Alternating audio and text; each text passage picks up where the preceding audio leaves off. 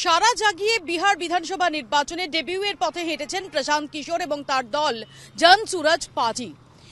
কিন্তু প্রথম থেকে প্রশান্ত কিশোর একটা কথা বলে এসেছেন যে তার দল হয় অত্যন্ত ভালো ফল করবে আর না হলে একদমই দাগ কাটতে পারবে না।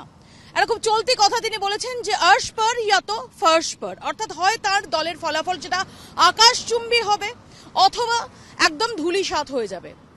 এক্সিট পোলের যে কটি এক্সিট পোলের সমীক্ষা সামনে এসেছে গতকাল শেষ দফা নির্বাচনের পর, সেখানে কিন্তু ফার্শ পরই জনসুরাজ যে ইঙ্গিত সেটা দেখা যাচ্ছে এবং সেখানে তারা বেশিরভাগ এক্সিট পোলই 0 থেকে 5-এর মধ্যে রেখেছেন এই জনসুরাজ পার্টিকে, এবং যার মধ্যে বেশিরভাগই শুরুটা করছেন 0 থেকে।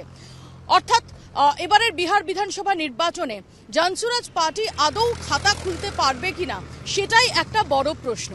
কিন্তু যদি আমরা শুরু থেকে দেখে থাকি যে এবারের বিহার বিধানসভা নির্বাচনে যথেষ্ট সাড়া ফেলে শুরুটা করেছিলেন প্রশান্ত কিশোর। তিনি যেমন ডিজিটাল মার্কেটিংয়ে একদিকে বিপুল ব্যয় করেছেন, চমকপ্রদ চোখ ধাঁধানো ক্যাম্পেইন করেছেন অত্যন্ত পেশাদার এবং কর্পোরেট স্টাইলে, তেমনই আমরা দেখেছি যে তিনি একদম সাধারণ মানুষের জন্য জাতপাতের সমীকরণের বাইরে গিয়ে কর্মসংস্থান সহ বিভিন্ন ইস্যু সেগুলো সামনে আনার চেষ্টা করেছিলেন।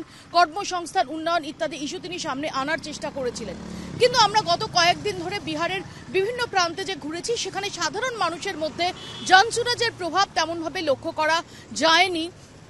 এখানে দাঁড়িয়ে প্রশ্ন উঠছে যে প্রশান্ত কিশোর তিনি শুরুটা যেভাবে করেছেন শেষ পর্যন্ত, এবং সেই প্রশান্ত কিশোর যিনি নামকরা ভোট কুশলী, যিনি নরেন্দ্র মোদী থেকে শুরু করে নীতিশ কুমার থেকে মমতা বন্দ্যোপাধ্যায়, দেশের তাবর নেতার যে নির্বাচনের নেপথ্য কারিগর থেকে গেছেন বিভিন্ন সময়ে, সেই প্রশান্ত কিশোর তার যে এবারের এই যাত্রা বিহার বিধানসভা নির্বাচনে তার এবং তার দলের যে যাত্রা, সেই যাত্রা খুব একটা সুখকর হওয়ার ইঙ্গিত দেখা যাচ্ছে না। তবে এটা অনেকেই বলছেন যে প্রশান্ত কিশোর কোথাও একটা বিহারের যে জাতপাতের ইকুয়েশন এবং যার আধারে দাঁড়িয়ে মূলত বিহারের ভোট হয়, তার বাইরে দিশা দেখানোর একটা চেষ্টা করেছিলেন, এবং যেভাবে প্রচুর মানুষ তারা বাইরে চলে যাচ্ছেন, যেটাকে পালায়ন বলা হয়, সেখানে দাঁড়িয়ে এই প্রসঙ্গগুলো, এই যে ভীষণ ভাবে রেলিভেন্ট যে প্রসঙ্গগুলো, যে ইস্যুগুলো, সেগুলো সামনে আনার চেষ্টা করেছেন প্রশান্ত কিশোর।